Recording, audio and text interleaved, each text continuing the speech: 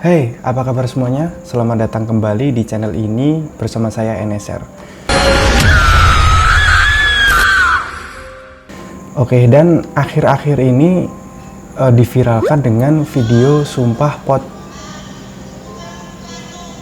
Nah, saya namakan dengan sugus karena mirip dengan sugus ya, karena permen sugus itu dikucir bawah dan atas, jadi mirip dengan sosok satu ini. Nah, diviralkan dengan sumpah sugus. Nah, bagi yang belum tahu, mungkin pernah dengar atau asing. Nah, sumpah sugus, sumpah ini adalah sumpah yang dilakukan seseorang dengan berbalut kain kafan. Nah, seperti layaknya seorang yang sudah meninggal. Sumpah ini tak jarang dipraktekkan dengan tata cara yang berbeda. Misalkan pelaku sumpah tidak dibungkus dengan kain kafan, tetapi hanya dikerudungi dengan kain kafan dengan posisi duduk. Nah, di dalam hukum Islam tidak ada sumpah yang menggunakan kain kafan seperti ini. Sumpah ini merupakan tradisi lokal yang masih kental, menerapkan norma-norma adat. Nah, sumpah ini dilakukan untuk membuktikan suatu tuduhan atau kasus yang besar, yang mungkin sedikit atau bahkan tidak memiliki bukti sama sekali. Nah, konsekuensinya, apabila keterangan atau janjinya tidak benar, yang bersumpah ini akan mendapatkan laknat dari Tuhan. Nah, dalam sejarah tidak ada satupun literatur yang membahas secara khusus sumpah sugus ini. Tapi menurut orang tua, sumpah ini sudah ada sejak zaman dulu dan menjadi salah satu ritual kepercayaan. Nah, untuk daerahnya, dipercaya sumpah ini berasal dari kebiasaan orang Jawa. Nah, sumpah sugus ini hanya dilakukan orang-orang Muslim. Meskipun begitu, meskipun dilakukan orang Islam, tidak ada aturan di dalam Islam soal sumpah sugus ini. Nah, kalau bicara kenapa harus sugus, mungkin karena sosok ini identik dengan kematian. Nah, ini jadi semacam kayak efek psikologis di mana ketika seseorang itu berbohong, maka yang terjadi adalah kematian.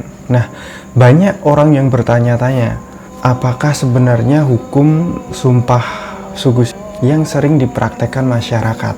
Karena praktek sumpah sugus ini kerap dilakukan oleh sebagian umat Islam, sebenarnya praktek sumpah sugus ini tidak dikenal dalam Islam dan bersumpah dengan nama selain Allah. Nah, sumpah selain Allah adalah dilarang, bahkan bersumpah atas nama Ka'bah yang merupakan Baitullah tidak diperkenakan dalam hukum Islam.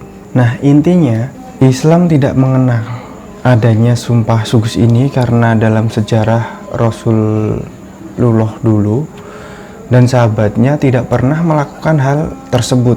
Bahkan sumpah sugus, sumpah pocinki dalam Islam dianggap sebagai suatu bentuk kemusyrikan di mana bersumpah pada selain Allah. Nah, bersumpah pada selain Allah itu dianggap syirik. Nah, dalam sumpah sugus ini seringkali dilakukan sebagian umat Islam. Tapi namun hal tersebut tidak membuat sumpah ini terus diperbolehkan. Namun ada beberapa kalangan yang memperbolehkan sumpah ini, asalkan sumpah ini diambil bukan dengan nama selain Allah dan tidak diisyaratkan sebagai suatu syariat. Nah, dan ada juga yang berpendapat jika sumpah ini diambil hanya untuk menguatkan sumpah yang diambil oleh seseorang. Nah, dalil dilarangnya mengambil sumpah dengan selain nama Allah itu disebutkan dalam hadis riwayat Nasai. Ya, mungkin dibaca sendiri ya, dicari. Nah, mengambil sumpah dalam Islam sebenarnya boleh saja, asalkan sesuai dengan syariat yang berlaku. Nah, ini juga ada yang berpendapat mengambil sumpah dalam Islam itu dibolehkan, asal sesuai dengan syariat yang berlaku. Nah, sumpah dalam Islam harus diambil dari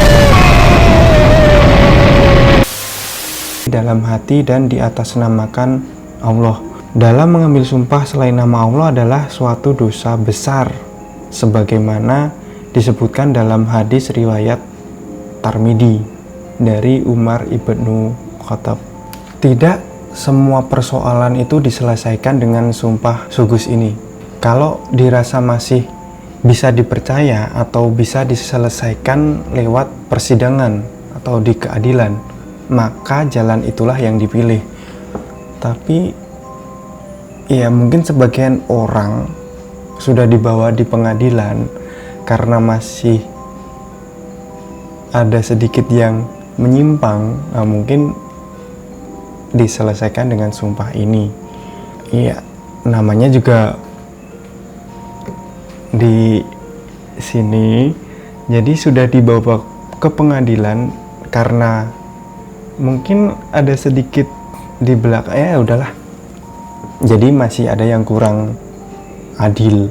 Nah, kasus yang biasanya tidak bisa dibuktikan, misalkan kasus santet, sihir, fitnah besar, serta kejadian-kejadian yang tidak ada buktinya, ataupun sengketa tanah.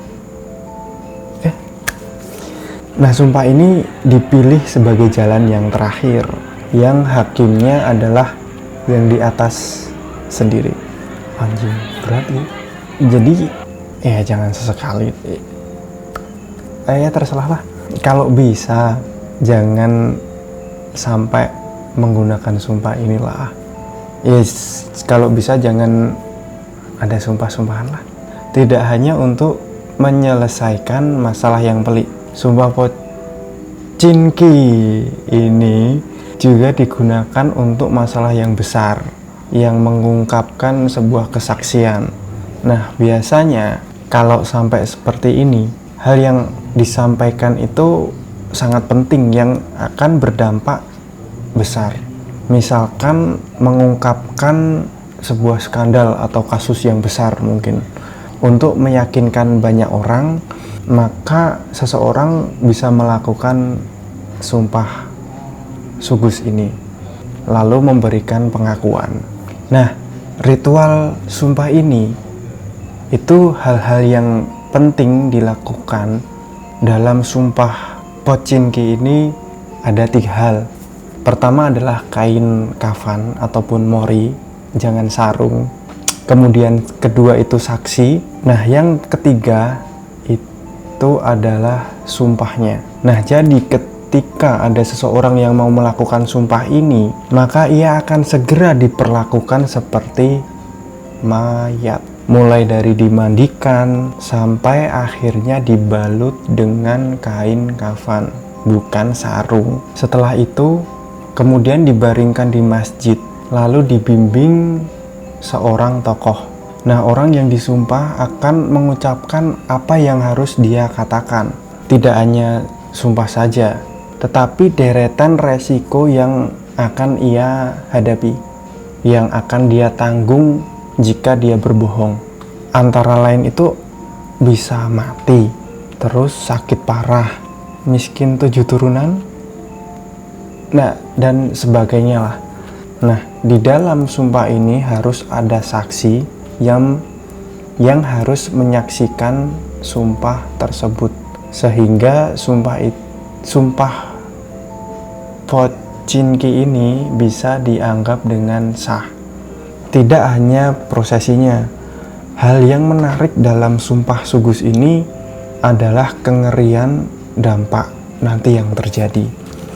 Nah, konon barang siapa yang berbohong dalam ritual sumpah pocinki ini, maka bakal langsung terkena adab dari apa yang dia ucapkan. Misalkan dalam sumpah dia itu bilang akan mati jika berbohong, maka hal tersebut akan benar-benar terjadi jika memang seseorang yang melakukan sumpah ini berdusta. Entah di saat itu juga atau beberapa waktu kemudian. Nah, banyak sekali orang-orang yang percaya jika sumpah ini sangat besar resikonya. Nah, makanya hanyalah orang-orang yang benar-benar berani melakukan sumpah Pochinki ini. Soal kekuatan ataupun kutukan dari sumpah ini, hal tersebut mungkin tidak hanya ditujukan kepada masyarakat saja, tetapi juga untuk yang di atas. Nah, bersumpah dengan atas nama Tuhan itu sangat besar resikonya, cuy. Sudah bagi yang mungkin berdusta, berbohong, bersumpah atas nama Tuhan itu, dan sungguh bisa celaka bagi mereka yang berdusta dengan itu.